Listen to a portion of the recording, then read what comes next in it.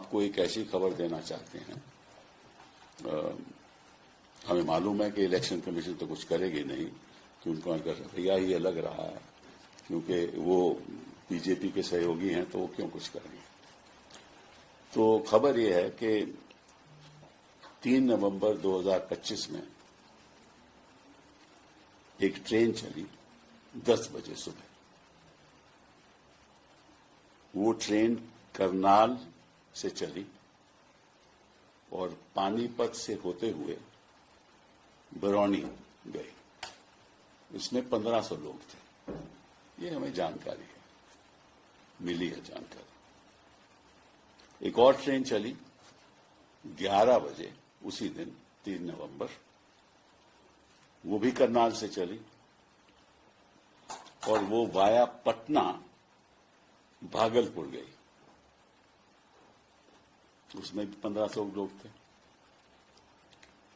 ये भी हमें जानकारी मिली है। एक तीसरी ट्रेन चली 3 बजे और एक चौथी ट्रेन चली वो भी 4 बजे, और दोनों वो ट्रेन 3 और 4 की गुरुग्राम से चली और पटना होती हुई भागलपुर गई। तो इन 2 ट्रेन में लगभग 3000 लोग थे।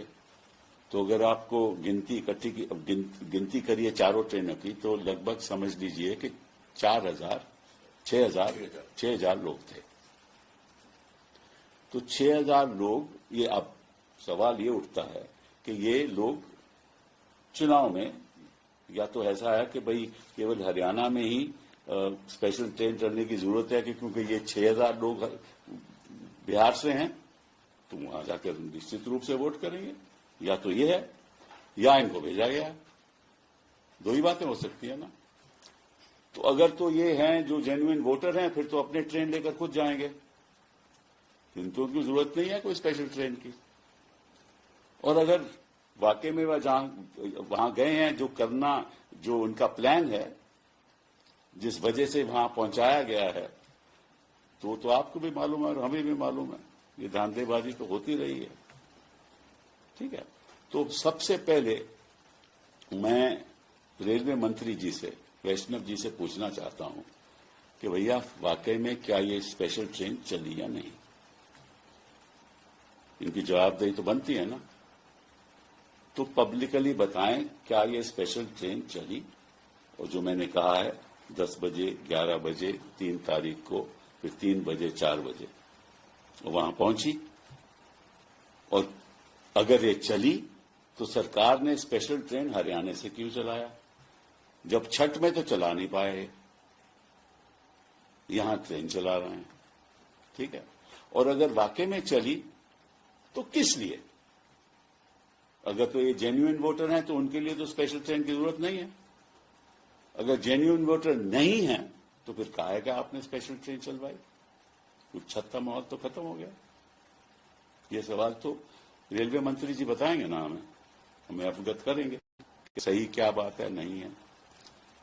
दूसरी बात कि अगर 6,000 लोग वहां पहुंच गए, वो कई जगह पे उतरे होंगे, तो ये भी जानकारी रेलवे मंत्री को होगी कि कितने लोग पटना में उतरे, कितने लोग भागलपुर गए, उनकी जानकारी होगी ना।